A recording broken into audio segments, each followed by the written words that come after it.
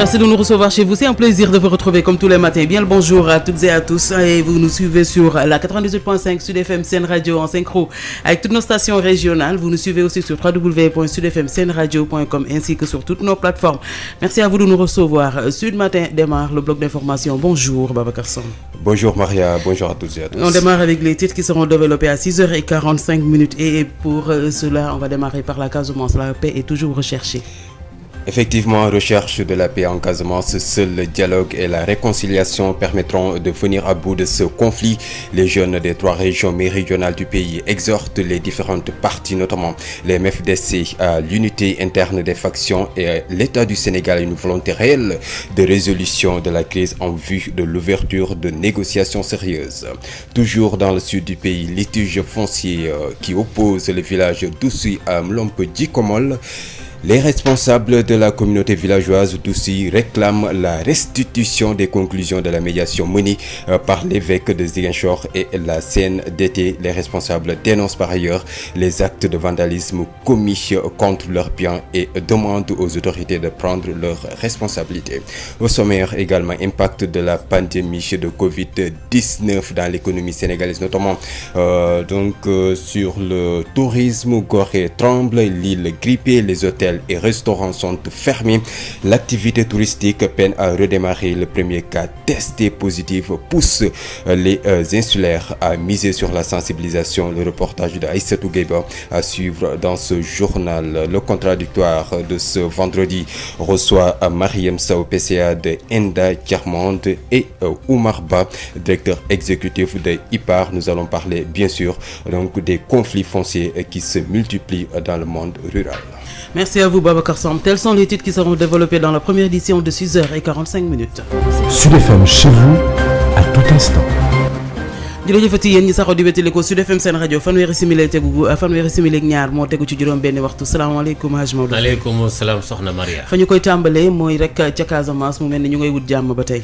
kay loolu lu am la mbokk yi asalaamaaleykum. loolee nekk na ay jéego yoo xam ni lenn ci ay ndaw yoo xam ne yi ñi nga nekk ci ñetti diiwaan yi nga xam ne ñoo féeteeg bët saalumu réew mi bokk na ci li nga xam ne moo di seen yéene mooy ñaax askan wi waa MFDC donte sax ñoom ci seen biir léeg-léeg mu am ak ñàkk jubóogu ci am nu ñu mën def daal ba laltu gi mën cee toog état bu Sénégal itam nekkit ci nekkin woo xam ne wii loolee yitteem la su ko defee itam waxtaan woowu mën a nekk loo xam ne lu wér lay doon am itam lu mën a jur su ko defee itam tolof-tolof yeeg penk ña ngi koy dund yi ñu génn ci wàllu tënk.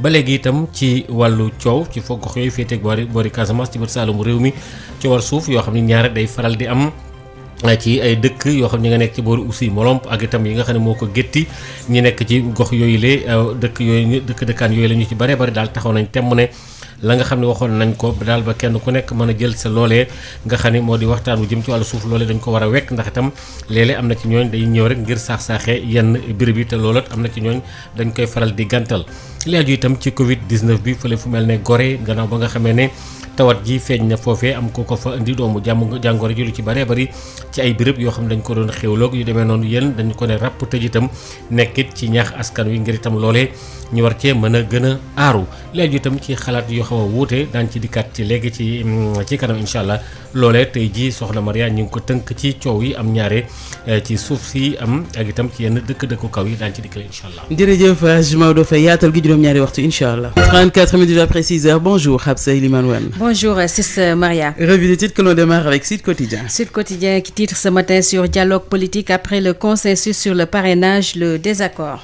L'As Quotidien. L'As parle des concertations politiques. Le dialogue bute sur le cumul de fonctions et de président et chef de parti. À la une du Soleil. Le Soleil nous parle du président Macky Sall, invité d'honneur de l'université d'été du MEDEF, les atouts d'une Afrique émergente selon le président. Que titre Rewmi Quotidien. Ce matin, Rewmi titre sur université du MEDEF, Macky en opération séduction à Paris. Pour la Tribune. Tribune, redéfinition de l'ordre des priorités, c'est Samaria. Macky reconnaît ses erreurs à Paris. Pour Libération. Libération nous parle de la propagation du coronavirus au Sénégal. 78 agents de santé touchés par la pandémie. À la une des Échos. Après Après donc Libération, vous l'avez dit, Les Échos, là d'attendre un accord avec Free. Mbackiyou Faye signe avec Orange et lance le Promobile lundi. Et toujours dans Les Échos, rupture consommée, Sénélec lance la généralisation des compteurs intelligents et clôt la page Akili. À la une de l'I Quotidien. L'I Quotidien nous parle des chambres de commerce, notamment ce qui oppose Abdoulaye Sow à Serigne Mboup. De quoi nous parle Vox Populi? Vox Populi revient ce matin sur après 48 heures de précipitation, le pays patauge dans les eaux. Et pour 24 heures? 24 heures nous parle de la capacité financière, des espaces budgétaires et de la relance de l'économie, offensive sur la dette. Pour le sport, les stades. Sport, nous démarrons par Stades, le quotidien du sport, courtisé par Keman Sadio pour remplacer Messi. Sunu Lamb nous parle du départ du président Aliou Sarr. Le nouvel attelage du CNG se dessine selon le confrère. Sénécartour di société bi ñu gën a ràññee ci wàllu location auto ak dem beeg dikk bi ci wàllu tourisme xam nañ ko nu ko jekk ci gunge réewum Sénégal ci développement. Sénécartour gis-gis bu bees ci wàllu dem beeg dikk bi. Sénécartour moo leen di may li gën a fës ci këru yéenekaay. ci tey jii ci aljuma ji ñaar fukki fan ak juróom-ñett ci weeru 2020. salaamaaleykum Hafsa Elimane. waaleykum salaam Sista Maria. maa ngi lay ziare ci aljuma ji. delloo ziar gu wér. li nga xam ne moom la yéenekaay yi xëyee ci seenu xët ñu tàmbali suñu biir kër Sud Quotidien. waaw Sud Quotidien tey jii di waxtaane wàllu dialogue politique bi ne ginnaaw déggoo bi nga xam ne moom lañ nemmeekoon ci parrainage bi daal dafa mel ne ñàkk déggoo fës na ci mbir mi. bu ñu yëree laas it li ni mel la ñuy waxtaane ne dialogue bi daal fi mu toll nii dafa càng ci wàllu tegle li nga xam ne mooy fonction président ak chef de parti. Le Soleil di ñu waxtaane wàllu njiitu réew mi nga xam ne moo doon daal ganu ko université d'été fële ca MEDEF mu dellu si bu baax a baax ci nan la ñuy def daal ba gën a sukkali continent l'Afrique bi. bu dee waa Réew mi Quotidien. Réew mi des si li ni mel it Sista Maria di ñu waxtaane wàllu université MEDEF boobu leen ne Macky daal dafa dem ngir daal gën a neex wala saf bokk ñi nga xam ne ñooy entrepreneur français yi. waa Tribune lu ñu xëyee. Tribune ñoom it ci mbir moomu la ñu des ci université d'été boobu waaye nag di dellu si ci njuumte yi nga xam ne daal kii di njiitu réew mi nee na nemmeeku na ko daal ci nan la ñu waree defa daal priorité yi daal ci réew mi xam lan la ñu war a jiital am déet. Libération li ko soxal moo jëm ci wàllu law bi nga xam ne moom la mbas mi di raw ci suñu réew nee na luy tollook juróom-ñaar fukki agent de santé ak juróom-ñett fi mu toll nii ñoo amee mbas mi. ñu yor Les Échos ñoom ci ñaari xët lañ ko bindee ne benn bi daal mbakk yu fay dafa xaar ba sonn Free moo tax fi mu toll nii daal siife na benn contrat ak Orange fas yéene jëmmal Promobile bu altine jotee ak jàmm. Lii Quotidien li leen soxal mooy jëm ci wàllu chambre de commerce yi rawatina nag lan moo am ci dëgg-dëgg ci diggante Abdoulaye Sow ak kii di Serigne Mboup. Vox Populi lu ñu xëyee. Vox Populi moom mooy mbënd bi maanaam daal ginnaaw taw bi nga xam ne daal am na fépp ci Sénégal wala boog ci région yu bëri daal fi mu toll ni askan wi jaaxle la ñuy def ndax ñu bëri ci ñoom ñu ngi ci biir ndox mi. 24 heures ñoom it waxtaanee la xew fële ca France rawatina nag jëmale ci wàllu bor bi nga xam ne moom la l'Afrique ameel yeneen réew yi rawatina nag sàkkuteefu njiitu réew mi ci mbir moomu. waa Stade lu ñu xëyee tey. Stade di ñu waxtaanee wàllu Sadio ne Sadio daal fi mu toll nii dañ mel ne dañu bëgg daal mu wuuti kii di Messi ndax que man bàyyi na ko gët gu baax a baax. ñu wér li nga xam ne moo di sunu lamb. sunu lamb lañ koy jeexalee si sa Maria ni nga ko waxee ñuy waxtaanee wàllu jóg ci bopp CNG kii di président Aliou Sarr ñu dellu si nag ci daal ñi nga xam ne ñàkkul ne ñoom ñoo nar a nekk ci bopp CNG bi ci jamono yi ñu jëm ñu présenté ñu leen bu baax a baax. jërëjëf Hafsa Elimane Wane dig daje 7h incha allah bu tegee ñaar fukki simili. incha allah c'est ça Maria. fekk nga gën a yër kii daal di defaat yi fi Haalpulaar ñëw. yëpp séeréer xam naa leen. ayca jërëjëf yow laay desandil à 39 minutes après 6h le journal de l'économie avec elle-même Hafsa Elimane Wane. La BICIS, Banque internationale pour le commerce et l'industrie du Sénégal, la BICIS, la banque d'un monde qui change, vous offre le journal de l'économie. Bonjour et bienvenue. Pour remettre notre économie sur les rails, l'État du Sénégal doit être plus regardant sur le modèle de financement, le niveau de mobilisation des ressources et l'exécution des dépenses. Sentiment du professeur en économie à la FASEC, Dr Thierno Thioune. La dynamique de l'économie dépendra des leviers sur lesquels l'État devrait s'appuyer pour lancer surtout les PME et les secteurs informels. Maintenant, les perspectives seront orientées selon aussi le modèle de financement et le niveau de mobilisation des ressources pour faire face à la Covid-19, mais l'exécution des dépenses. Alors pour le premier, la mobilisation des ressources, si les estimations sont bonnes, ce plan de résilience sociale et économique devrait permettre au Sénégal de pouvoir avoir un taux de croissance plus espéré de 3% au lieu de 1,5%. Et le Sénégal attend dans ces perspectives une bonne contribution des partenaires de développement. Ces perspectives seront sous-tendues aussi par le grand fonds de riposte et de solidarité estimé à plus de 1000 milliards. Là, il faut qu'on fasse très attention sur le calibrage, les types de mesures pour éviter tout plongeon alors qu'on attendait un rebond de l'économie. Pour le financement, l'État du Sénégal, dans sa phase d'opérationnalisation, a mis en partenariat avec la BCEAO un certain mécanisme qui permettrait aux banques d'injecter une enveloppe de financement très conséquente. Maintenant, tout le grand exercice qu'il faut atteindre se situera dans l'exécution des dépenses qui sera du ressort de l'État du Sénégal. On se rappelle tous des difficultés lors de l'exécution des 69 milliards qui ont été destinés au soutien aux populations en matière de vivres. Le journal de l'économie, c'est fini. Merci de votre fidélité. La BICIS, Banque internationale pour le commerce et l'industrie du Sénégal, la BICIS, la banque d'un monde qui change, vous a offert le journal de l'économie. Présenté par Habsa Limanouane et on retrouve Marie-Roselle Ndiaye dans Info Santé qui nous parle ce matin de la lutte contre la poliomyélite. Yotox anti-moustique pour le corps, les vêtements, les rideaux et draps vous protège contre les moustiques chez l'adulte et l'enfant. Val d'Afrique vous offre votre journal de la santé.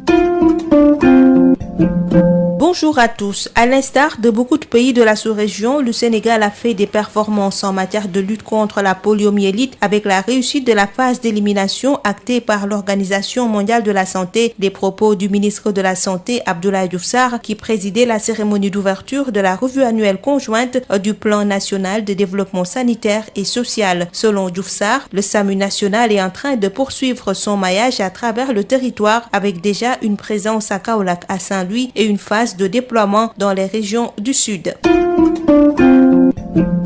Financé par la DER/FJ pour la confection de 10 millions de masques, le collectif des tailleurs et industriels du Sénégal annonce la disponibilité du produit. Le collectif remercie la délégation à l'entrepreneuriat rapide d'avoir honoré ses engagements. Le projet a positivement impacté sur toute la chaîne de valeur. Le collectif des tailleurs et industriels du Sénégal au service de l'État dans la lutte contre la propagation de la Covid-19, le thème de leur conférence de presse organisée au parc industriel de Diamniadio, Denisia Sambou. 3 milliards de francs CFA injectés par la DER/FJ pour une réponse ponctuelle face à la crise sanitaire, mais également permettre aux tailleurs et industriels d'apporter une réponse adaptive aux gels violents de leurs activités. Le collectif des tailleurs et industriels du Sénégal remercie la DER pour son engagement indéfectible. El Hadj Malick Mbaye, porte-parole du jour. La DER, en tant qu'instrument de financement de l'opération initiée par l'État, s'est acquittée avec professionnalisme de la mission en contractant avec les producteurs de masques et en s'acquittant totalement de ses engagements financiers. Tous les producteurs ayant participé à cette opération ont été entièrement payés à la livraison. Et l'impact positif de ce financement a permis au collectif non seulement d'honorer la commande des 10 millions de masques, mais mieux de faire face à leurs engagements divers, à savoir nos charges salariales, locatives, remboursement des prêts bancaires, etc. 10 millions de masques actuellement disponibles. Le collectif des tailleurs et industriels du Sénégal invite les Sénégalais à la promotion du Made in Sénégal. L'équipe dirigeante de la DER, en associant la pharmacie nationale d'approvisionnement, PENA, dans la commercialisation des masques en tant qu'acquéreur et vendeur, a fait montre de son ingéniosité et de son savoir-faire pour en permettre l'accès unilatéral et global sur l'ensemble du territoire national. Le collectif en appelle à la solidarité de tous pour promouvoir le masque Sénégal. Ces masques sont certifiés conformes à la norme sénégalaise, lavables et réutilisables. Le collectif a également remercié le chef de l'État pour les avoir associés dans la lutte contre la propagation de la Covid-19. Diamniadio, Denisia Sambou pour Sud FM. Merci beaucoup Denisia Sambou, c'est tout pour aujourd'hui. Merci de nous avoir suivis. Biotox anti-moustique pour le corps, les vêtements, les rideaux et draps vous protège contre les moustiques chez l'adulte et l'enfant. Val d'Afrique vous a offert votre journal de la santé. 45 minutes après 6 heures, c'est l'heure de la première édition de ce bloc d'information. Bonjour Babacar Sam. Bonjour Maria. Et nous démarrons par le sud où la paix est recherchée, toujours en Casamance. Recherche de la paix en Casamance, seul le dialogue et la réconciliation permettront de venir à bout de ce conflit chez les jeunes des 3 régions méridionales du pays. Exhortent les différentes parties, notamment les MFDC, à l'unité interne des factions et l'État du Sénégal à une volonté réelle de résolution de la crise en vue de l'ouverture de négociations sérieuse. Toujours dans le sud du pays, litige foncier qui oppose le village d'Oussouye à Mlompe-Djikomol. Les responsables de la communauté villageoise d'Oussouye réclament la restitution des conclusions de la médiation menée par l'évêque de Ziguinchor et la CNDT. Les responsables dénoncent par ailleurs les actes de vandalisme commis contre leurs biens et demandent aux autorités de prendre leurs responsabilités. Au sommaire également, impact de la pandémie de Covid-19 sur l'économie sénégalaise. Gorée tremble, l'île grippée, les hôtels et restaurants sont fermés, l'activité touristique peine à redémarrer. Le premier cas testé positif pousse les insulaires à miser sur la sensibilisation. Le reportage de Aïssatou Gueiba à suivre. Sur l'international au Mali, la CEDEAO prête à accorder un an de transition à la junte. Le développement de ce titre, c'est dans un instant. Babacar Samb qui vous dit bonjour, bienvenue et merci d'écouter sur FM Sen Radio pour vous informer l'actualité que nous débutons avec la recherche d'une solution concertée pour la paix définitive en Casamance.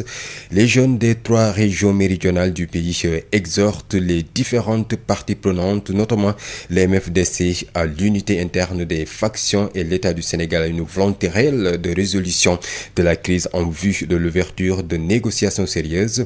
Ces jeunes ont procédé ce jeudi à la restitution d'une étude qu'ils ont menée dans ce sens sous l'égide du Centre pour le dialogue humanitaire. Moussa Dramé. Il s'agit en effet d'une session de restitution d'une étude de perception de la jeunesse sur le conflit armé en Casamance aux organisations de la société civile et au relais de Kambeng-Kafo. C'est sous l'égide du Centre pour le dialogue humanitaire HD en vue d'une implication constructive des jeunes à la recherche de la paix, lesquels jeunes sont pour la plupart nés durant les années de braise de ce conflit. Madame Mamkhadi Diouf est la chef de mission du Centre pour le dialogue humanitaire HD à Dakar. Les jeunes veulent vraiment être impliqués dans cette résolution du conflit. Les principaux résultats de cette étude, en fait, révèlent que les jeunes ne sont pas assez informés sur ce conflit, étant donné que une bonne majorité est née après le conflit, en fait. Ils disent que seul le dialogue et la réconciliation permettront, en fait, de venir à bout de ce conflit. Des recommandations fortes engagent les différentes parties prenantes, indique Madame Mamkhadi Diouf, la chef de mission. À la société civile, par exemple, qu'il faut qu'elle puisse parler d'une seule voix,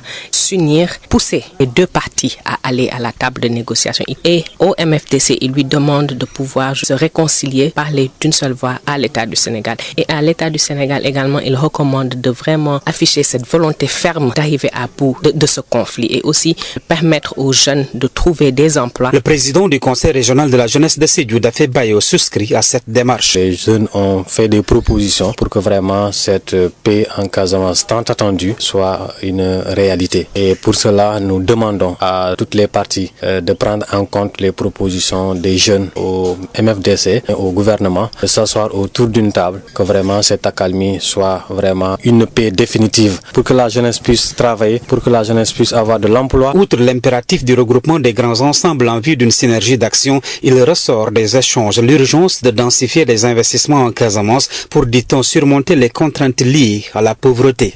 Moussa Dramé, Sédhiou, Sud FM.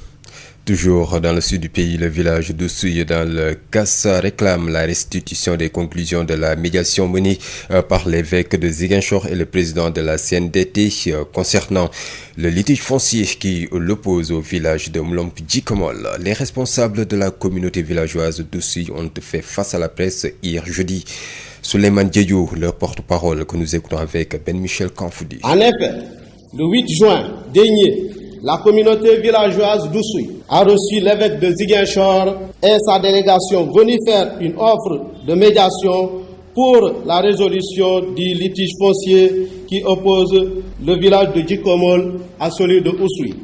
Ainsi, des enquêtes indépendantes ont pu être diligentées par la délégation auprès des deux parties et au-delà dans les villages riverains de Loudjadjola, Okot, Kahinde, Sengalen et Haer. Les résultats des dites enquêtes démontrent, s'il en est encore besoin, la légitimité de nos revendications et la mauvaise foi de nos voisins. Il sera en outre loisible à tout esprit soucieux de la vérité de constater avec l'ensemble des populations du département d'Oussouye, y compris les autorités administratives qui détiennent par devers, elles, des preuves irréfutables et indélébiles d'actes dégradants et inhumains infligés aux populations d'Oussouye, allant des sévices jusqu'aux actes de vandalisme commis contre leurs biens. L'exemple le plus illustratif est la fusillade ignoble et lâche de notre frère Jean-Jacques Badian, rendu handicapé par les balles d'un habitant de Djikomol. En définitive, nous espérons que toutes les autorités administratives et territoriales qui suivent ce litige foncier que Djikomol a encore provoqué prendront leurs responsabilités pour dire aux habitants de Djikomol de mettre fin à ces pratiques honteuses de vol de terre. Lancé depuis 2011, le projet de loi sur le littoral bientôt finalisé, le Sénégal va ainsi relever le défi de la préservation de l'environnement pour une gestion intégrée et durable des 700 km de côte et pour faire face aux nombreux problèmes qui érodent le littoral. Une autorité nationale de gestion durable du littoral dénommée Angel sera donc du jour. Josette Kali que nous écoutons. Le Sénégal en phase de mettre un terme aux nombreux litiges sur le littoral, le projet de décret portant application de la loi sur le littoral pour une meilleure gestion des 700 km de côte presque validé. Ce dit projet va tourner autour de chapitres et de principes aux normes des conventions internationales. Cheikh Ndiaye Silla, directeur de cabinet du ministre de l'Environnement et du Développement durable. Cette loi littorale et son décret d'application vont traiter de 12 chapitres et de 8 principes. Tout ces temps dernier, on a eu beaucoup de problèmes sur le littoral. Ce n'est pas seulement cela qui a fait qu'on puisse le faire parce que c'est un processus qu'on avait commencé depuis 2011. Il y a lieu aujourd'hui de finaliser vraiment des dispositions juridiques pour que le littoral soit géré de manière intégrée. Tout cela, avec tous les acteurs, on fait en sorte que la façade maritime soit protégée. L'une des principales innovations sera la mise en place d'une autorité nationale de gestion durable du littoral dénommée Angel qui va veiller au respect de cette loi et même de la délivrance des autorisations d'exploitation. Qui va assurer la gestion intégrée et la corrélation avec tous les acteurs et les activités qui s'y passent. Il y a un chapitre sur l'aménagement du littoral avec un plan d'aménagement global du littoral et des plans régionaux qui vont être sur les façades maritimes, plus maintenant des évaluations environnementales de tous ces plans-là. Comment le littoral va être utilisé, donc comment le public va être impliqué. Face aux problèmes récents sur le littoral, la loi n'exclut pas l'idée un jour de passer à la démolition de ces constructions. Dans les dispositions transitoires de la loi, il y a ces aspects de rétroactivité. Donc ça va se faire au cas par cas. Donc une fois que la loi et son décret pris et adopté, on va revenir maintenant en toute transparence sur toutes ces activités-là. Certainement, il y aura qui vont être détruites parce que d'une manière générale, ça gêne l'accès et ça dégrade aussi le littoral. Ce projet sera bientôt présenté à la commission technique de l'Assemblée nationale pour lutter contre les nuisances ou dégradations sur le littoral pour que les aménagements ne soient pas à titre privé, mais plutôt public. Donc, une autorité nationale de gestion durable du littoral dénommée Angel verra le jour pour faire face aux problèmes sur le littoral. Puis, la Cité des Nations Unies va être réceptionnée avant la fin de l'année 2021. Les travaux sont à 60% d'exécution. Une infrastructure qui regroupe 35 agences du système des Nations Unies et qui va contribuer à faire de Diamniadio un hub en matière de logistique au niveau sous-régional et international. national en termes de création d'emplois, 175 milliards le coût global de ce projet sous forme de location-vente. Yaya Abdoul Kane, DG de l'agence de gestion du patrimoine bâti, y a effectué une visite de chantier. Denisia Sambou. Février 2019, la date de démarrage des travaux du projet de la Cité des Nations Unies. Sur le terrain, le directeur général de l'agence de gestion du patrimoine bâti, Yaya Abdoul Kane, se dit satisfait de l'état d'avancement des travaux. Comme vous le savez, l'État, à travers l'agence de gestion du patrimoine bâti de l'État, a signé avec le promoteur Envol Immobilier, qui, rappelons-le, a réalisé la sphère ministérielle Ousmane Tanor Dieng, un contrat de location-vente pour la construction de la Cité des Nations Unies qui va regrouper 35 agences du système des Nations Unies. Cela contribue à faire de Diamniadio un hub au niveau sous-régional et au niveau international. Nous sommes venus nous enquérir de l'état d'avancement des travaux et suite à la visite, nous sommes très satisfaits puisque nous avons constaté aujourd'hui sur les gros œuvres que nous sommes presque à 60%. Un projet de 175 milliards qui sera réceptionné avant fin 2021 malgré les 3 mois de retard accusés à cause de la pandémie. Mokhtar Thiam, directeur général de Envol Immobilier, revient sur l'architecture. C'est un projet qui est fait pour à peu près, disons, 2500 staff des Nations Unies. Vous voyez que c'est assez important. C'est toutes les agences des Nations Unies qui seront regroupées dans ce site. Et donc tous auront de l'espace en termes de bureaux bien sûr, mais en termes de tout ce qui est convivialité. Enfin, ces agences, ce personnel viendra avec un système de banque, un système sanitaire, un système de restauration, une salle de conférence dernier cri de 500 places avec toutes les salles adjustantes, avec des restaurants. Enfin, donc c'est tout ça qui est là et pour recevoir du public parce que les Nations Unies ont des systèmes d'information que les gens viennent consulter. À tout moment, ce projet pourra recevoir à peu près 4500 personnes dans le site en même temps. Un contrat de location-vente pour une durée de 15 ans, 1,2 milliard le coût du loyer annuel du système des Nations Unies. Ce projet va ainsi permettre à l'agence du patrimoine bâti de rationaliser les charges locatives. Diamniadio, Denisia Sambou pour Sud FM. Denisia Sambou, l'île de Gorée est fortement impactée par la Covid-19. Les hôtels et restaurants sont fermés, les rares vendeurs ont migré vers Dakar. L'activité touristique peine à redémarrer. Le premier cas positif enregistré sur cette île pousse les insulaires à miser sur la sensibilisation pour éviter davantage de contamination. Aïssatou Gaïba, reportage. Gorée, cette île qui a perdu son lustre d'antan depuis l'apparition de la pandémie.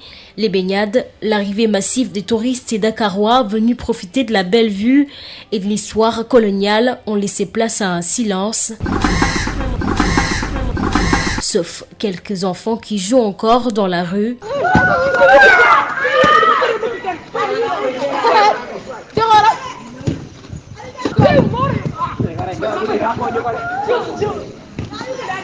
Ici, les activités commerciales sont réduites.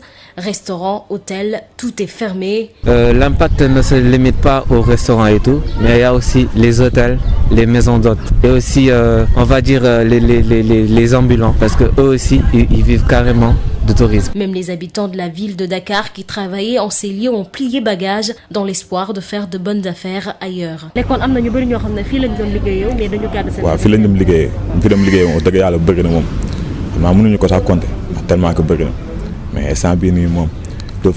Le premier cas positif enregistré il y a de cela quelques jours laisse aux habitants le temps d'imaginer l'ampleur de la contamination.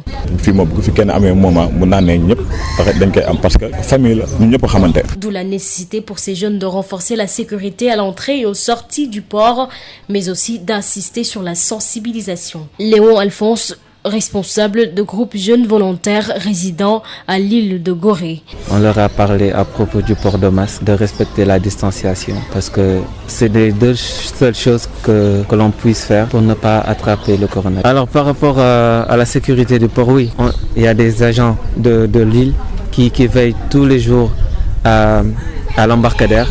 Donc toute personne qui rentre à Gorée et qui n'y réside pas, on est désolé, mais vous ne pouvez pas rentrer. Une petite communauté qui reste impactée par le coronavirus, l'activité touristique étant leur principale source de revenus, étant chamboulée.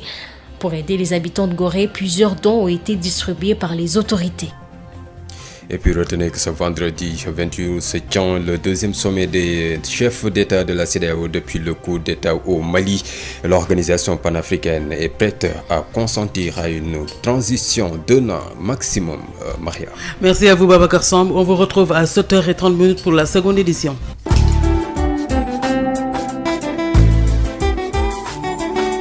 yéen a ngi déglu Sud FM rajo bi wër àdduna 98.5 Dakar. Sud FM. Il est 7h. juróom-ñaari waxtu ci Sud FM seen rajo 98.5 salaamaaleykum Aj Maodo Faye. aleykum salaam soxna Maria. bàcc bu njëkk bi ci xibaar yi ci yaatal ci li nga xam ne moo di wolof ñu tàmbali ko fële ca Casamance ñu ngay wut jàmm ba tey. kay loolu yàgg na fa bokk asalaamaaleykum nu fas yéene leen a jot li xabaar yi ci loolu ci lañ koy daal di doore ci bopp xabaar yi ba ñetti diiwaan sax yoo xam ne taxaw nañ temm daal nay tamit ak waa MFDC tamit ak état bu Sénégal loole ñu joyantiyaat mbir yi su ko defee. waxtaan wi daal di mën a amaat lépp jar ci yoon daañ ci toftali tamit yeneen i xabaar ba léegi tamit ci bët saalum réew mi ci wàllu suuf si ak yu demee noonu coow yi nga xam ne ñoo ci faral di am loolu daañ ci dikk léegi ci biir xabaar yi toftal ci tamit yeneen i xabaar yooyu dafa aju tey ba tey itam ba ñu ko tàmbalee ci 2011 ba léegi itam mu di projet boo xam ne bii dafa jëm ci littoral bi loolu daanaka sax léegi ñu daal di yegg ca njobbaxtan la toftal ci incha allah yeneen i xabaar. jërëjëf Hadj Maodo Faye yaatal gi ginnaaw lii lay doon. Maodo Faye. jërë ngeen jëf bokk yi kon ci ànd gi ngeen ànd ak nun xool def ay jéego nu ñuy def ba jàmm del seet ne béy loolee am na ci yett ci ay béréb yoo xam ni wala ay gox yooyu ca diwaanu ci gi coor ak li ko gétti ña ngi ca doon def ay xalaat ak wax Moussa Dramé. lël bii la ñuy amal fii ci diwaanu Sédhiou lañ ci jublu moo ne rek fexe ba yaatal waxtaan ci lépp loo xam ne si moo di gis-gis ak càmbar boo xam ne it ndaw yi def nañ ko fitna bi tàbbi woon fii ci diwaanu Casamance te it ñu war ko jébbal mbootaayu société civile ak it Kambeng Kafo mi ngi amee ci kilifte kër gi di centre pour le dialogue humanitaire HD ngir it ñu fexe ba ndaw yi ñu dugal seeni loxo ci wutum jàmm fii ci diwaanu Casamance ndax it fitna bi it bu muy tàng jër ci la ñu bëri ci ndaw yi juddu dañ ci teewlu leeral madame Mame Khady Diouf nekk chef de mission centre pour le dialogue humanitaire HD ci Dakar. tey ñu nekk Sédhiou mooy waxtaan ak ñoom waxtaan ak yeneen ndaw yi ak organisation société civile itam mën wax ndaw yi itam li nga xam ne nan si xalaat pour ñu mën am jàmm si Casamance ñoom bëgg nañu itam indi seen xam-xam xalaat si li nga xam ne moom mooy conflit bi pour ñu mën a am jàmm. digle yu bare yoo xam ne jot nañ ko ci xaatim mu ngi soññu mbootaay ñu yëngu ci wàllu fitna bi it ñu fexe ba xàccandoo dóorandoo am ci waxtaan boo xam ne dañ koy laal seen i diggante ki xam le li ni mel ba tey di madame Mame Khady Diouf nekk chef de mission HD. pour société civile bi li ñuy wax mooy dañu war a ànd nekk benn ñu bañ a di wut ku nekk di liggéeyee moom kese ñoom ñëpp ci mën a àndandoo nekk benn ñu wax itam waa MFDC ñi xiiroo ak ŋaayoo bi nga xam ne moom mooy am seen biir war na dakk te état du Sénégal moom dañ koy wax mu gën a farlu pour que Casamance naataat waa ndaw yi itam bëgg nañ itam am liggéey. njiitum ndaw yi di président conseil régional de la jeunesse dafay bàyyo ànd na ci jàngat boobule. li nga xam ne ni génn na ci recherche bi ñu tenir ko en compte muy MFDC muy le gouvernement ndaxte tey ñu ngi wax accalmie mais ñun jeunesse jàmm lañu bëgg a dégg jàmm bu amee Casamance ndaw yi mun nañ fi toog liggéey am xëy. lu weesu dajale boo xam ne it mboolem ñu yëngu ci wàllu wutum jàmm warees nañ ko def ngir ñu xàccandoo dóorandoo jàmm dellu siwaat ci lu gën a gaaw fii ci diwaanu Casamance ci weccante xalaat boo xam ne jot nañ ko am it fësal nañ ci ne it liggéey boo xam ne it war nañ ko def fii ci diwaanu Casamance war nañ ko gën a yokk ngir it loo xam ne si mu ngi aju ci wàllu ndóol bi mu mën a wàññeeku bu baax fii ci bët sàllum réew mi ki doon jokkoo ak yéen Sédhiou Moussa Dramé pour Sud FM. Moussa Dramé ñu ngi lay jaajëfal bu baax a baax dëkk yi nekk fële ci Oussouye ba léegi itam ak rek coowal suuf yi nga xam ne dafa daan faral di am ba léegi itam sax am ci ñu soloon ay dàll ngir dox ci diggante bi def lii tubaab bi du pay médiation loolee itam ñi nga xam ñoo nekk ci yenn béréb yooyu la ñu ngi doon janloog taskatu xabaar yi ngir loolu la ca war a leer lépp nu leeral ko Ismaïla Ngoti Diédhiou lii la wax. am na ay sambabo yoo xam ne ki ñi ngi bëgg a faagaagal liggéey gu am solo bi nga xam ne ki moom la évêque bu Ziguinchor dox mooy Paul Abel Mamba ak kuréelam ak président Benoît Sambou li ñu dox di nekk di dox loolu moo tax tey ñu dellu si pour waxtaan ak yéen évêque bi ñëwoon nañu defal ndaxte daje na ak ñun daje na ak population village Djikomol ci saytoom bi nag boo jëlee ci village yu mu dox yépp village yi yépp dañuy jox dëgg population village yu Oussouye ci préfet département Oussouye mujj na dajale village bu nekk mu ne ko kaay nga saytu nga won ma yow fi nga ne yow yaa ko moom njëkk a convoqué village yu ci ko moom ñu toog ba dernière minute ñu ñëw foofu taxawaalu foofu naan ñoom mënuñoo dem foofu pour naan dañuy wone mais loolu ñun xam nañ c'est parce que xamuñu woon fan la ak naka la parce que amuñu fa dara mu convoqué population Oussouye population aussi jóg mu dem ci ñaari fan population aussi won nañ ko ñoom fan la ñu moom ak ban famille moo fi moom donc loolu ay firnde la yuy wane ni ki vraiment ñi xamuñu sax fu ñu taxaw loolu moo taxoon ñu bëgg a leeral askan bi yépp ci loo xam ne ki loolu moo fa nekk di sant aussi le président Benoît Sambou ak CNDTM ñoom tamit doxal nañu seen bébét def ko ci jekk ak teranga ak sutura mais seen conclusion yi nañ ko kii pour permettre au préfet mu mën a diligenter loolu ñu bañ cee boole leneen lu dul dëgg donc ci yooyu sax ci la ñuy desandi ci wàllu littoral bi wala boog tefes gi nga xam ne tàmbali woon nañ ci 2011 benn charte wala benn loi boo xam ne bii dafa jëm ci loolee nga xam ne moo jëm ci wàllu rek tefes gi nga xam ne toll na ci juróom-ñaar téeméeri kilomètre mu di littoral bi loolu nan la ñu mën a def daal ba daal di koy tënk am na nag kilifa yoo xam ne ñu ngi ci woon léegi mu yegg itam Josette Kali. suñu réew léegi mu dakkal coow yi ñuy nemmeeku ci littoral bi projet de décret bi nga xamante ni mooy yor application wu loi bi ñeel boobee littoral ngir yorin gu gën a baax ci juróom-ñaari téeméeri kilomètres yu côte léegi ñu valider ko boobee projet dinañ ci nemmeeku ay chapitre ak it ay principe dinañ ci sukkandiku ci lépp loo xamante ni yorin la ci ni ko àdduna wërngal këpp bëggee Cheikh Ndiaye Sylla directeur de cabinet bu ministre de l'environnement ak développement durable. temps yi yëpp am na ay wax yu bari ci littoral bi ni ñuy joxe concession yi ni ñuy joxe titres yi léegi yooyu yëpp suñu pour ni ñuy gérer d'une manière intégrée donc tout le littoral léegi lu ñu gis ci loi bi moom mooy am na fukk ak ñaari chapitre yoo xam ni ak dafay am ay principes dafay am politique de gestion du littoral duñu yàkkam dara mais na yëpp tegu ba pare ba ñëpp am consensus après ñu soog a jublu ci loolu. li yees ci boobee projet moo di li ñu nar a samp ab autorité nationale de gestion durable bu littoral bi ñu duppee ko ANGEL moom dina ñëw ngir nit ñi gën a wàccuwoo ak boobee loi waaye it jëm ba ci délivrance autorisation exploitation littoral bi. moom mooy saytu moom mooy liggéey ak ñëpp moom mooy coordonné parce que ñi bokk ci littoral bi dañoo bari donc agence boobu ANGEL la tudd mooy moom la ñu proposé pour mu gérer littoral bi plan boobu tamit am dans chaque région bu ñu buggee ñoom ay schémas régionaux boo xam ne dafay départ plan boobu pour ñëw ci région bi. samp bile loi du dàq benn yoon bés yàq tabax yi nga xamante ni ñoo nekk ci littoral bi te yëkkati ay coow ci jamono yi ñu weesu. ci biir taxi yi am na nu ñuy saytoo concession yi ñuy joxe nu ñuy saytoo classement ak déclassement wu littoral bi rétroactivité loi bi ci disposition transitoire yi ci disposition yooyu dina am peut-être foo xam ni tabax nañ ko pare te waru fa nekk ñu ñëw tëj ko te loolu état bi dina ci def en toute responsabilité lu mu si war def yëpp. ñu fàttali leen ni bile projet ci lu yàggul dara dinañ ko présenter ci commission technique bu assemblée nationale ngir mën a xeex ak jafe-jafe wala yàq gi ñuy def ci littoral bi bu ko defee lépp luñ fay samp mu bañ a nekk moomeelu benn nit waaye lu ñëpp di bokk.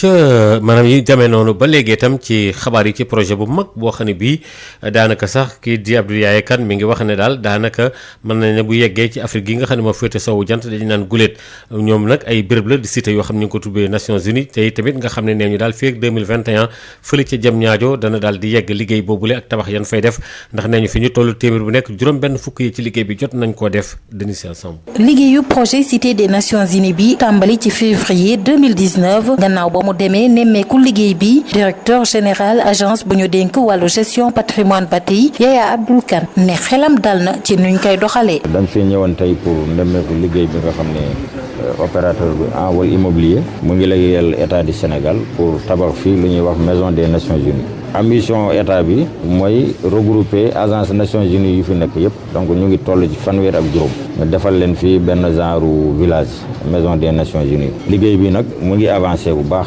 en tout cas kontaan nañu ci état d'exécution bi promoteur bi respecté na engagement yu mu jëloon parce que ci gros œuvre yi maçonnerie bi presque ñu ngi ci 60%. donc yaakaar nañu incha allah fii ak fin année 2021 bi dinañu réceptionner projet bi nga xam ne projet phare la parce que amagul fii ci Afrique de l'Ouest. projet wu téeméer ak juróom-ñaar fukk ak juróomi milliards boo xam ne dinañ ko buur laata njeexteelu atum 2021 naam pandémie wu coronavirus bi tardel na leen ci ñetti weer. Ababacar Gueye directeur informatique ak télécom ci société Envol Immobilier di dellu si ci architecture bi. projet bi ñu ngi ko tabax si lu toll si fukki hectare ak ñaar yu teg projet la boo xam ne mosu fi am au niveau de la sous-région de l'Afrique de l'Ouest les 35 bureaux yu Nations Unies yi nekk au Sénégal ñoo ñëpp la ñuy dajale ci benn site ñu bokk seen bureau di gën a mën a di joxalante di demalante di dikkalante sans beaucoup de problème mën na toll ba ci 4,000 nit ak téeméer ak juróom-ñett fukk bureau yi ñuy def fii ay bureau agence yëpp la ñuy dajale c'est-à-dire du yem ci bureau rek mais communauté yëpp ay banque ay salle de réunion par exemple li ngeen gis nii seen ginnaaw am na benn salle de réunion boo xam te ne mën a jël 500 nit toll ba ci juróom téeméeri nit yu mën a daje ci salle contrat boo xam ne nag ci wàllu location vente lañ koy amal ci fukki at ak juróom benn milliard ak ñaar téeméeri million koppar gu ñuy dugal ci wàllum location wu système des Nations Unies at bu jot waxal projet bi leen dina tax agence patrimoine bâti mën a gën a wàññiwaat charge yi aju woon ci wàllu location Diamniadio Denisia Sambo pour Sud FM. Denisia ñu ngi lay jaajëfal bu baax a baax Gorée gannaaw ba nga xamee ne tawat jii di Covid 19 bi tàbbi na fa lu bëree bëri ci liggéey bi dafa daal di sooxe hôtel yi daanaka restaurant yi fi ñuy xéwloo yëpp dañ ko ne ràpp tëj njënd meeg njaay mee itam demetul noonu Aïssatou Gueye Ba. Gorée melatul ni mu meloon sangu yi ci biir géej gi touristes yu bëri doon yegsi amatu fi li ko waral mooy feebar bi di coronavirus boo fi yegsee léegi nag daanaka tekkaaral la def xanaa xale yi foo ci mbedd mi ak yenn jaaykat yu teg seen table ngir jaay rekk nga fi fekk ñu toog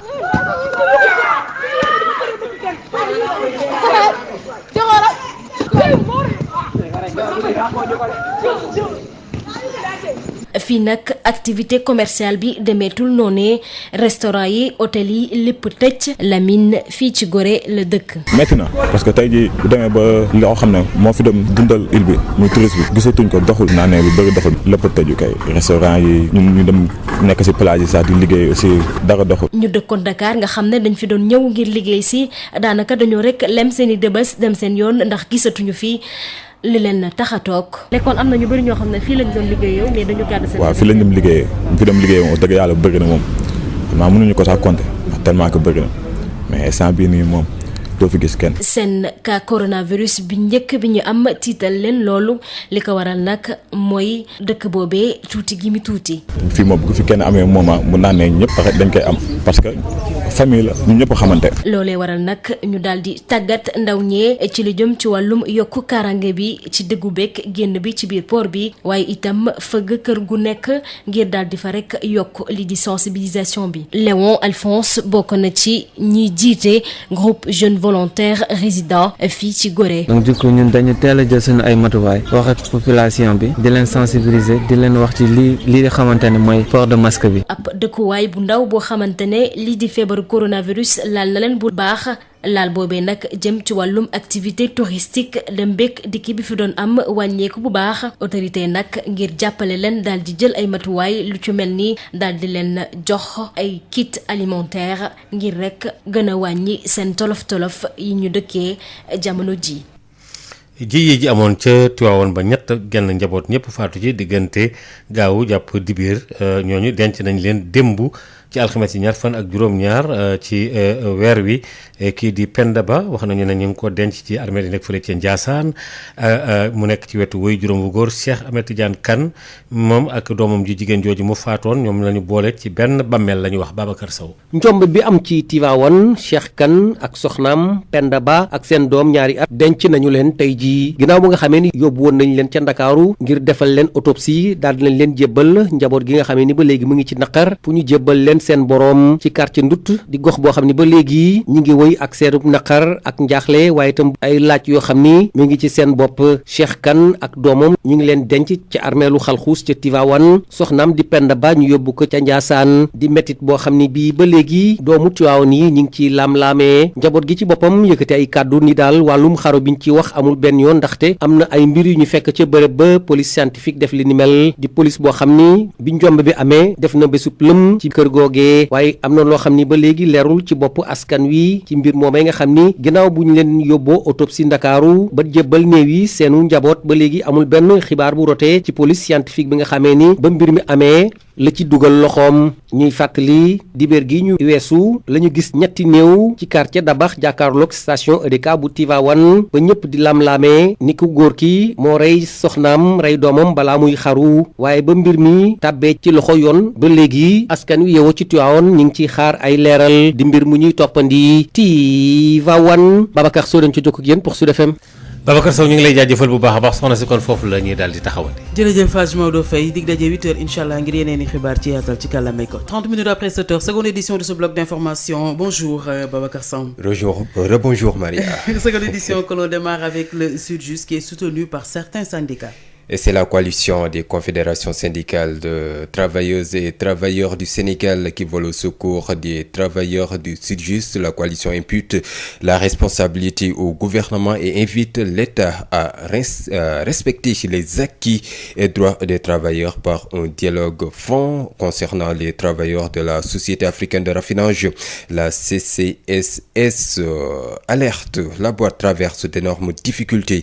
Des mesures hardies s'imposent pour redresser la situation tendue entre la direction et les travailleurs. Eliman Diouf, le secrétaire général de la CSA, interpelle le chef de l'État. Il est joint par Adama Ndione. Parce que au-delà de la lutte qui a perduré, c'est le service public même de la justice qui est paralysé. Et si l'administration de la justice ne fonctionne pas, vous savez, il y a plein d'usagers qui commençaient à se plaindre. Et pour nous, syndicats, il n'était pas question d'accepter que les camarades soient fragilisés et que le droit de grève soit mis en doute par le gouvernement. Vraiment dans ce sens-là que nous avons jugé nécessaire d'accompagner. Non, la réaction n'est pas tardive. Quand on a senti que les positions devenaient de plus en plus braquées, qu'il fallait intervenir pour aider à trouver une solution. Par rapport à la SAR aussi, c'est pareil. C'est à ce niveau, je pense que nous sommes dans l'anticipation parce qu'au niveau de la direction générale, il faisait comprendre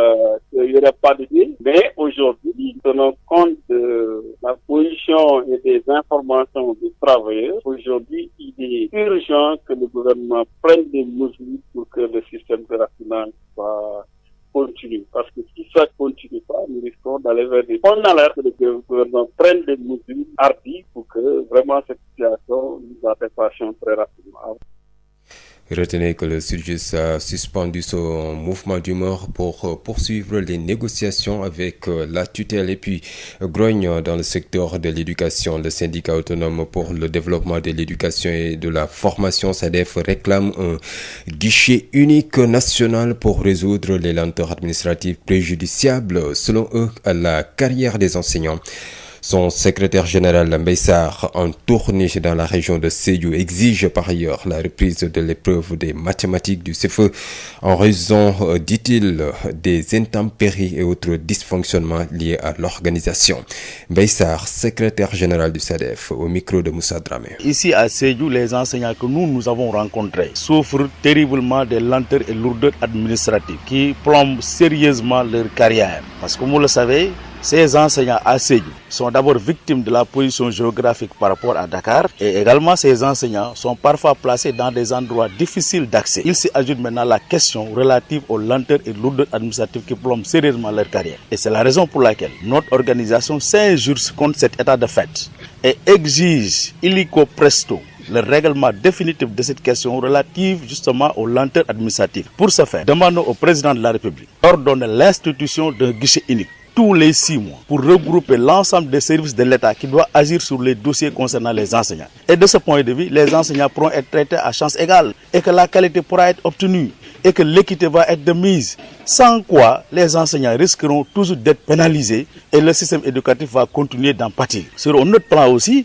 nous pensons que la correction du CFE ne devrait pas se faire sans que l'épreuve de mathématiques ne soit reprise sur l'étendue du territoire national. Parce que comme vous le savez, lors de cet examen, l'épreuve de mathématiques a fait sujet de polémique parce que des élèves ont été installés dans une situation difficile, ne leur permettant pas de compétir à chance égale en même temps que les autres élèves du Sénégal. Pendant l'examen, du fait qu'il y avait les intempéries, les élèves du Sénégal n'étaient pas mis tous dans les mêmes conditions pour compétir. Et pour ce faire, nous exigeons la reprise immédiate de cette épreuve de mathématiques sur l'étendue du territoire national, sans quoi on aurait fait de l'injustice. Notre organisation déplore cet état de fait et nous réclamons justice sociale et l'équité dans l'admission de cet examen-là.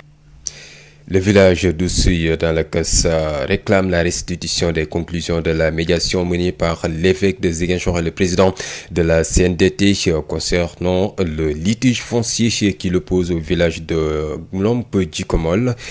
Les responsables de la communauté villageoise d'Oussouye ont fait face à la presse hier jeudi. Recherche d'une solution concertée pour la paix définitive en Casamance. Les jeunes des 3 régions méridionales du pays exhortent les différentes parties prenantes, notamment le MFDC, à l'unité interne des factions et l'État du Sénégal a une volonté réelle de résolution de la crise en vue de l'ouverture de négociations sérieuses. Ces jeunes ont procédé ce jeudi à la restitution d'une étude qu'ils ont menée dans ce sens sous l'égide du Centre pour le dialogue humanitaire. Moussa Dramé. Il s'agit en effet d'une session de restitution d'une étude de perception de la jeunesse sur le conflit armé en Casamance aux organisations de la société civile et au relais de Kamben-Kafo. C'est sous l'égide du Centre pour le dialogue humanitaire HD en vue d'une implication constructive des jeunes à la recherche de la paix, lesquels jeunes sont pour la plupart nés durant les années de braise de ce conflit. Madame Mamkhadi Diouf est la chef de mission du Centre pour le dialogue humanitaire HD à Dakar. Les jeunes veulent vraiment être impliqués dans cette résolution du conflit. Les principaux résultats de cette étude en fait révèlent que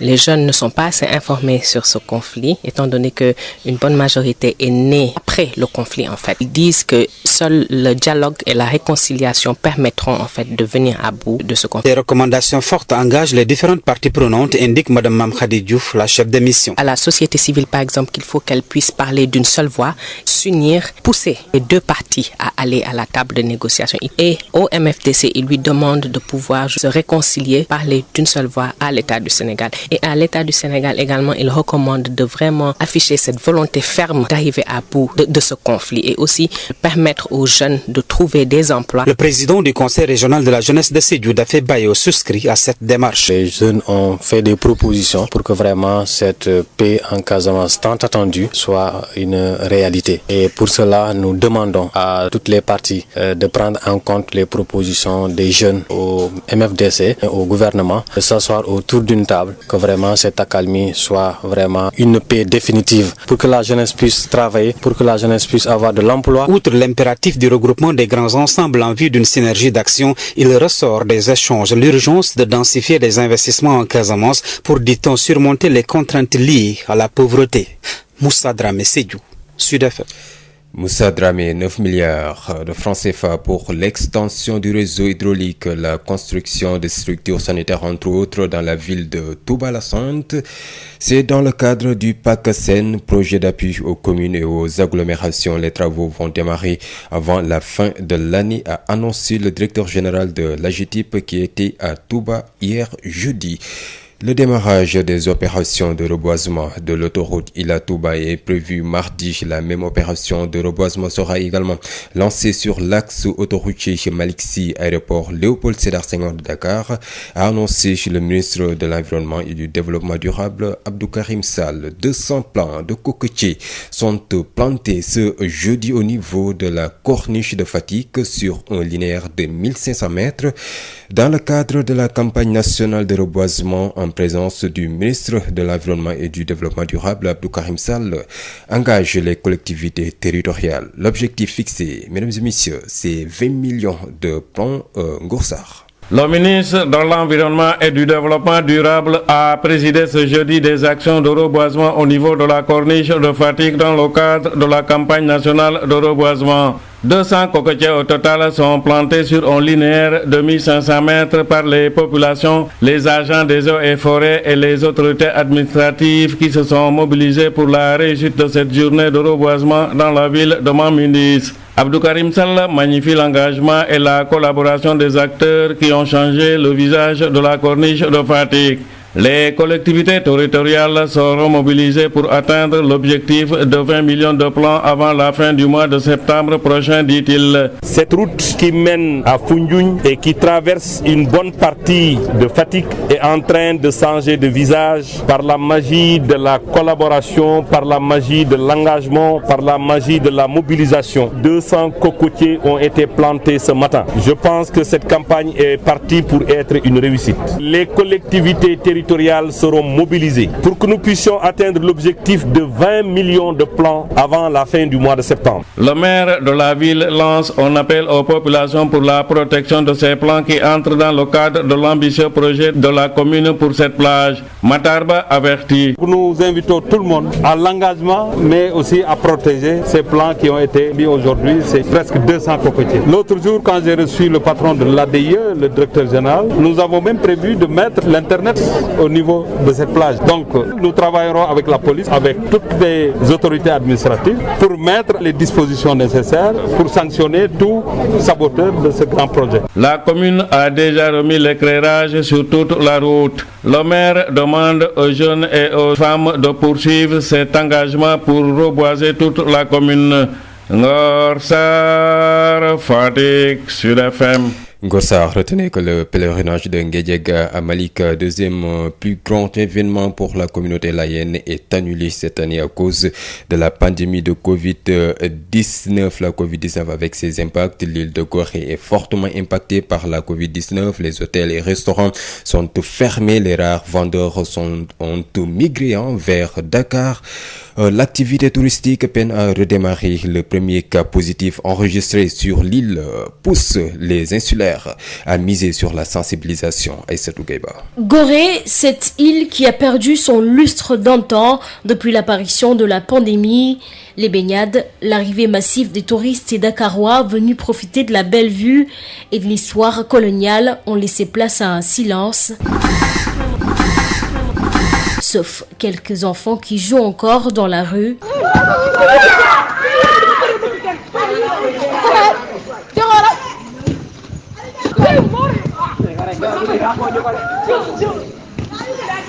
Ici, les activités commerciales sont réduites.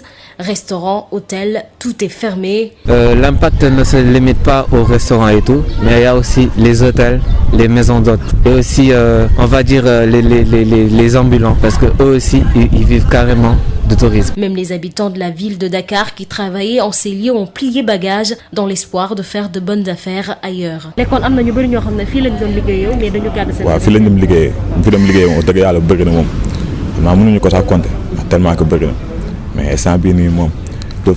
Le premier cas positif enregistré il y a de cela quelques jours laisse aux habitants le temps d'imaginer l'ampleur de la contamination.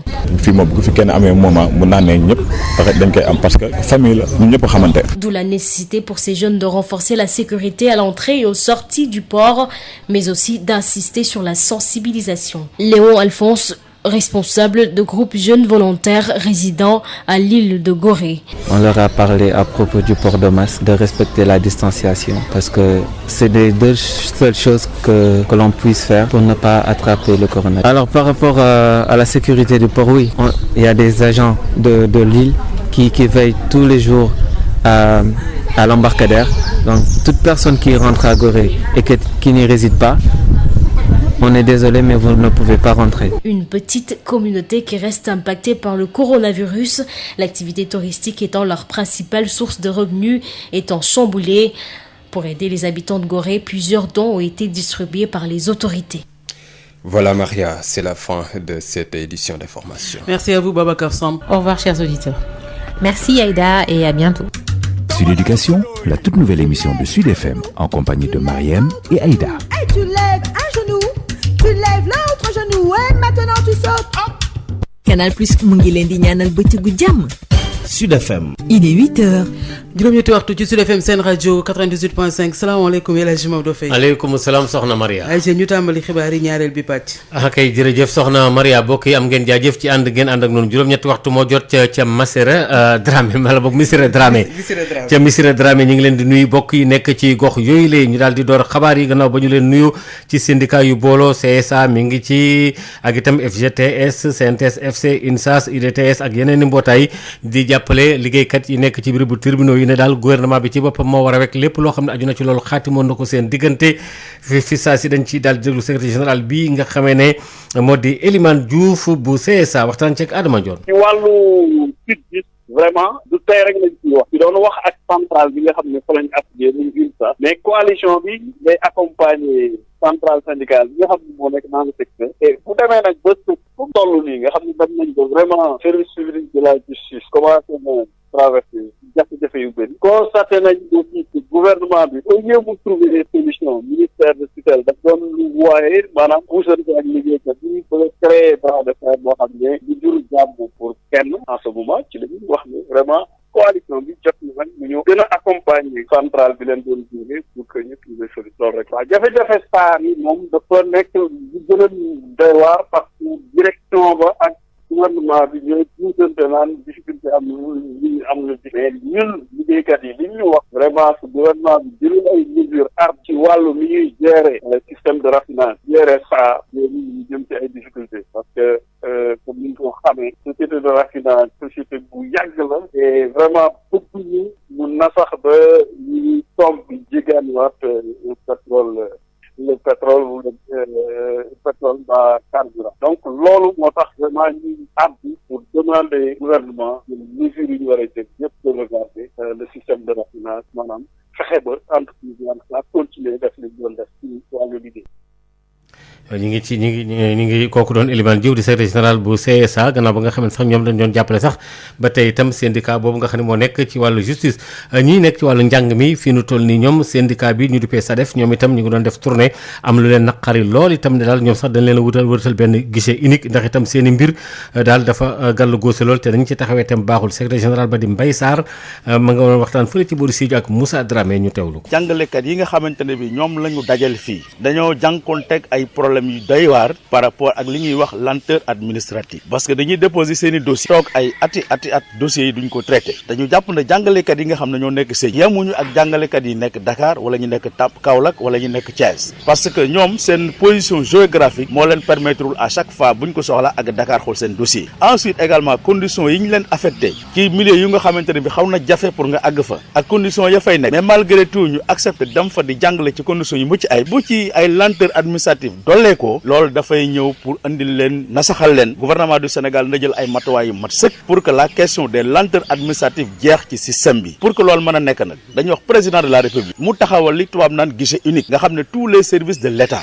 yi impliqué par rapport au dossier des enseignants dañ leen di dajale en un temps record tous les 6 mois ñu statué ko su ko defee jàngalekat yëpp am jàmm sinon bu loolu amul qualité du mën a am mukk ci enseignement bi ci beneen fànn aussi par rapport ak examen CFE bi set jamono ji at mi ñu nekk ni comme yàlla dafa dogal am élèves yu nga xamante ne bi conditions yi ñu leen dugaloon bi ñuy def examen bi yi ñu nekkoon yamul ak yeneen élèves Sénégal yëpp loolu daf leen di pénaliser loolu moo tax ñun ñu ne épreuve bala ñuy tàmbali correction CFE ak entrée en sixième nañu reprendre l'épreuve de mathématiques sur l'ensemble du territoire national pour ñu mën a yamale élèves yëpp parce que loi d'orientation scolaire dafa ne élèves yi Sénégal yi yëpp ñooy yam dañ leen a war a yamale def épreuve mathématique sa ay tànk sa ay lépp dugg ci biir ndox sa xel du dal sa xel du nekk dafa nekk ba nga jàngale normal bu ñu valider ak épreuve mathématique bi ba def correction bi élèves yooyu dañ leen sacrifier loolu moo tax ñu ne nañu reprendre épreuve mathématique bi bala ñuy def correction su ko defee élèves Sénégal yëpp yam ci yeneen i fànn yitteel wàllu xabaar yi gannaaw ba juróom-ñetti waxtu demee ba feggoog luy tollook juróomi minute ay dëkk yi nekk fële ca Oussouye ca boori Kassa wax ne daal ñoom dañoo bëgg rek itam ñu daal di joyantiyaat lépp loo xam ne aju na ci wàllu ñu doon dox ngir suuf si ñu moomaat ko te bañ ko indi ay salfaañe ndax coow yàgg na fa juddu Ismaïla Ngoti Diédhiou waxtaan ci ak kii di Moussa Dramé.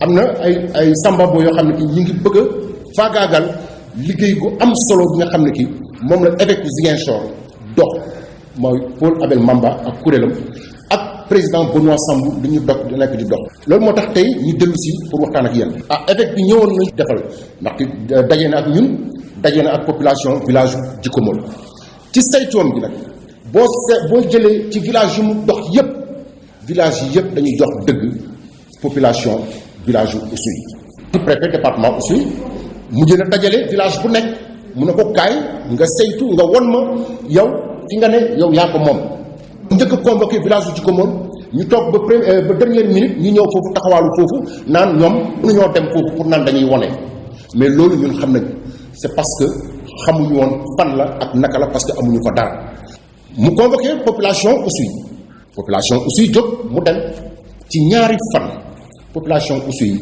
won nañ ko ñoom fan lañu moom ak ban famille moo fi moom donc loolu ay firnde la yoo yuy wane ni ki vraiment ñii xamuñu sax fu ñu taxaw loolu moo taxoon ñu bëgg a leeral askan bi yépp ci loo xam ne ki loolu moo fa nekk di sant aussi le président Benoît Sambou ak CNDTM ñoom tamit doxal nañu seen bébét def ko ci jekk ak teranga ak sutura mais seen conclusion yi nañ ko kii pour permettre au préfet mu mën a diligenter loolu ñu bañ cee boole leneen lu dul dëgg donc li kooku doon waxtaan kàddu yi ko taatan di benn Michel Kanfoudi li aju yi tamit ci wàllu seet gi ñuy seet wàllu jàmm fële ci diwaanu ci Ziguinchor ci booru Sédhiou am na fa ñetti diwaan yoo xam ne taxaw nañ ci loolu bëgg a ñaax askan wi ak itam waa MFDC ak nguur gi ngir loolu nekk lu gën a jàppandal Moussa Dramé. lël bii la ñuy amal fii ci diwaanu Sédhiou lañ ci jublu moo na rek fexe ba yaatal waxtaan ci lépp loo xam ne si moo di gis-gis ak càmbar boo xam ne it ndaw yi def nañ ko fitna bi tàbbi woon fii ci diwaanu Casamance te it ñu war ko jébbal mbootaayu société civile ak it Kambeng Kafo mi ngi amee ci kilifte kër gi di centre pour le dialogue humanitaire HD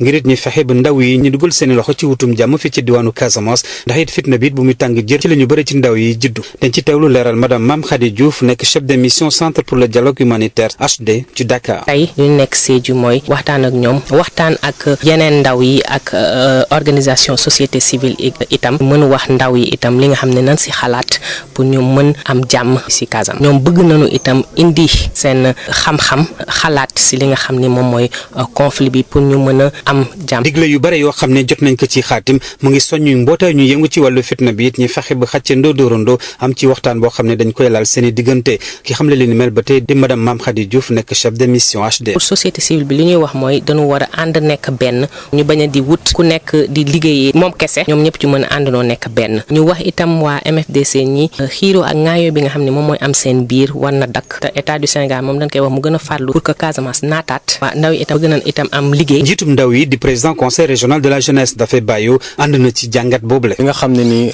génn na ci recherche bi ñu tenir ko en compte muy MFDC muy le gouvernement ndaxte tey ñu ngi wax accalmie mais ñun jeunesse jàmm lañu bëgg a dégg jàmm bu amee Casamance ndaw yi mun nañ fi toog liggéey am xëy. lu weesu dajalo boo xam ne it mboolem ñu yëngu ci wàllu wutum jàmm warees nañ ko def ngir ñu xàccandoo dóorandoo jàmm dellu siwaat ci lu gën a gaaw fii ci diwaanu Casamance ci weccante xalaat boo xam ne jot nañ ko am it te fësal nañ ci ne it liggéey boo xam ne it war nañ ko def fii ci diwaanu Casamance war nañ ko gën a yokk ngir it loo xam ne si mu ngi aju ci wàllu ndóol bi mu mën a wàññeeku bu baax fii ci bët sàllum réew mi ki si doon jokkoo ak yéen Sédhiou Moussa Dramé pour Sud FM. li aju ci wàllu jëmbat ay garab ñu duppee ko reboisement am na ci yoo xam ni sax dees na ko daal di tàmbali ci autoroute à péage bi Ila Touba nga xam ne talaata sax lañ ko fas yéene amal am na it yeneen i béréb it yoo xam ni fi nu toll nii ci autoroute bi daal na ko bëggees na ko daal di amal itam su ko defee itam am loole daal di nekk béréb yoo xam ne itam ñaare garab yi yu naat lay doon luy tolloog ñaari téeméer tamit ci ay bant cocotier ngir jëmbat nañ ko ci tefes gi nekk fële ci Fatick nga xam ne daanaka boo ko seetlu toll na ci junni ak juróomi téeméeri mètre yoo xam ne yi loole day tax rek mbir yi daal di gën a nekk lu taaru Ngor Sarr. ministre bi yore wàllum environnement ak développement durable ñëwoon na ci alxames bi Fatick jiite liggéey bi demoon ci jàmbatum garab ci corniche bi ci wàllum campagne nationale reboisement ci atum 2020 ñaari téeméeri cocotier lañ fa def ci gudduwaayu 1500 mètres ci taxawaayu askan wi ak agent yi bàyyeekoon ci eaux et forêt ak autorité administrative yi pour bés bi ñu jagleel Fatick ci wàllum reboisement mën a antu Abdou Karim Sall rafetlu taxawaay bi ne mel ak lëngoo bi tax itam ñu soppi xar kanamu corniche bu Fatick collectivités territoriales yi danañ leen mobiliser pour ñu mën a am 20 millions plan laata weeru septembre bi ñëw di dee buñ sukkandikoo ci waxam. boo jëlee route bi nga xam ne moom moo di traversé Fatick di dem Foundiougne temps yi képp ku fi jaar dina gis ni yoon boobu mu ngi changé xar kanam parce que planté nañ ci presque 200 cocotiers et yeneen i programme ñu ngi koy continuer en rapport ak maire bi jël nañu engagement balaa la fin du mois de septembre pour que ñu mun a jëmbat 20 millions d'arbres te jàpp naa ni objectif boobu objectif bu ñu mën a atteindre la. maire bu commune bu Fatick ñaax askan bi pour ñu mën a aar cocotier yi nga xamante ne dafa bokk ci projet bi nga xamante ne commune bi da ko jagleel plage bi ni mal la Matar Ba di artu. ñuy woor waa Fatick yëpp xam ne jëmbat nañu tey 200 coco waaye il faut ñu respecter nag coco yooyu bañ ko yàq bañ ko saboter am na ay grilles dañu fay xaalis pour ñu def grille ay participation pour ñu mën a def li ñu def kon ñun ñëpp ñoo ko war a jàppe suñu yëfu bopp plage bi dañ ko war a defar ba képp ku bëgg a feexlu nga war fee mën a ñëw waxtaan nañ ak waa ADIE pour ñu def fi wifi parce que fii suñu cosaan la moo tax may lancer appel doomu Fatick yëpp muy góor di jigéen. commune bi itam jot na delloowaat éclairage public bi nekk ci tali ba fa nekk maire bi ñaax ndaw yi ak jigéen ñi ñu gën a farlu laata campagne bi jeex pour ñu mën a def ay garab yu bari ci commune bu Fatick. Ngor Sarr Fatick Sud FM. Ngor Sarr ñu ngi lay jaajëfal bu baax a baax gën a dooleel ay groupe ak ay mbootaay tamit yoo xam ne fële ca Kaolack ñi nga xam ne dam ñoo nekk ci lépp loo xam ne aju na ci wàllu action sociale ngir jàppalante lu coloog juróom-ñaari diiwaan yoo xam ne yi fi nu toll nii liñ ci bëgg rek mooy xool nit ñi xam fan leen di seet ñi nga xam ne seen loxo jotu seen gannaaw ñoo xett leen ca fànn yenn yi itam ki docteur Aram Top Sène waxtaan ci ak Mamadou Camara. population yi nga xam ne toujours action sociale travaillé na ak ñoom yeneen ministères yi travaillé ak ñoom tamit évolué nañu war nañ leen xoolaat ñi nga xam ne tamit ñoom ñooy def ciblage bi aussi war nañ leen former waat ci catégorie yu bees yi wala parce que li ñuy wax toujours intervention boo gis rek toujours dafay am bees boo xam ne dafay laaj nga koy gëstu di ko actualiser comme li ñuy wax naan action sociale tamit science la science dafay évoluer comme dafay évoluer tamit yow mi nga xam ne yaa ci nekk da ngay évoluer moo tax toujours rek ñun dañuy xool ak jumtukaay yu xarañ nan la ñuy jéem a mettre à jour à niveau ñi nga xam ne ñoom ñooy sunu chef de service yi nga xam ne ñoom ñoo nekk au niveau déconcentré di travailler ak groupe vulnérable yi naam ñoom xam nañ yenn groupe vulnérable yi mais buñ ko defee tamit dem confronter ko ak population bi xool est-ce que ñooñu ñu jël ñooñu dépassé nañ niveau bi nga xam ne fekkoon nañ leen fa ba nga xam ne léegi war nañ leen génne est-ce que tamit am na ñeneen ñu bees yu ñu war a jël donc loolu baax na toujours ñii leen di renforcer seen capacité di mën a réactualiser aussi base de données comme li may wax base de données aussi toujours lu ay nit di def la donc toujours dafay am marge d'erreur yooyu nag mën nga ko corriger dans le temps ci di saytuwaat rek toujours di xool ak di former waat noonu lañ yaakaar ne loolu moom moo am solo moo tax tey jii ñi ñëw fii ci Kaolack ànd fi ak cette région di jéem a waxtaan ci loolu former leen ci biir formation bi aussi ñu ànd ci ak suñu partenaires yi mooy ñi nga xam ne ñoom nañuy travailler dans le cadre RNU muy délégation générale ak waa statistique di travailler aussi ak waa ci CMU ak képp ku nga xam ne sa compétence vraiment match na ci wàllu xeex vulnérabilité ba nga xam ne ciblage yi dina mën a dem ba ci niveau yi les plus reculés pour que ñuy appuyer vraiment population yi nga xam ne soxla nañu. juróom-ñetti waxtu bokk yi moo dem ba feggoo fukki minute daanaka ak juróom xew-xewu diine bu mag bu daan am ci Layeen yi mu di ca Ngajaga ak fële ca Malika nga xam ne moo di daanaka seen événement di xew-xew bu mag a mag lool te jullit yi ak mbootaayu Layeen yëpp di ko faral di amal ci at mu nekk loolee mujj nañ ko dàq ren jii du am ndax daal nee ñu Covid 19 bi moo tax daal Layeen yi loolee ñu daal di koy tegandi ba jëmmi jamono loolu sax ki ko wax moo di coordonnateur bi nga jëm nekkoon ci pèlerinage boobu la di doom ci xalifa bi itam di Serigne Mañoon Lay ci bi muy jàlloog taskatu xabaar yi am lu mu doon leeral ci la ne daal ren jii foofee lan daan daje ca Ngajaga dañ koy bàyyi ndax itam tawat ji di mbas mi mbas moomu sax moo tabbi fële ca Gorée ba ñu tëj fa ay restaurant tëj hôtel yi nekk foofu la yépp mbir mu yéeme lool ay satu géey ba Gorée melatul ni mu meloon sangu yi ci biir géej gi touristes yu bëri doon yegsi amatu fi li ko waral mooy feebar bi di coronavirus boo fi yegsee léegi nag daanaka tekkaaral la def xanaa xale yi foo ci mbedd mi ak yenn jaaykat yu teg seen table ngir jaay rekk nga fi fekk ñu toog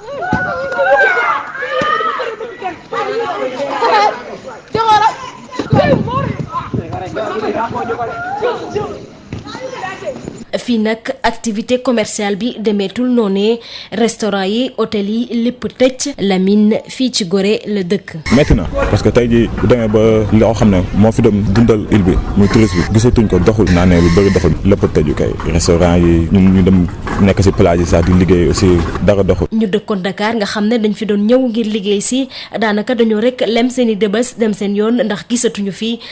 li leen tax a toog. lekkoon am na ñu bëri ñoo xam ne fii lañ doon liggéeyoo mais dañu gàdd seen. waaw fii lañ dem liggéeyee fi dem liggéeyee moom dëgg yàlla bëgg na moom xam mënuñu ko sax compter ndax tellement que bëri na mais instant bii nii moom doo fi gis kenn. seen cas coronavirus bi njëkk bi ñu am tiital leen loolu li ko waral nag mooy dëkk boobee tuuti gi mi tuuti. fii moom bu fi kenn amee moment bu naan ne ñëpp dañ koy am parce que famille la ñun ñëpp xamante. loolee waral nag ñu daal di tàggat ndaw ñee ci lu jëm ci wàllum yokku kaaraange bi ci dëggu beeg génn bi ci biir port bi waaye itam fëgg kër gu nekk ngir daal di fa rek yokk li di sensibilisation bi. Léon Alphonse bokk na ci ñiy jiite groupe jeune volontaire résident fii ci Gorée. donc du coup ñun dañu teel a jël suñu ay matuwaay wax ak population bi di leen sensibiliser di leen wax ci li xamante ne mooy port de masque bi. ab dëkkuwaay bu ndaw boo xamante ne lii di feebaru coronavirus laal na leen bu baax laal boobee nag jëm ci wàllum activité touristique dem beeg dikki bi fi doon am wàññeeku bu baax autorité nag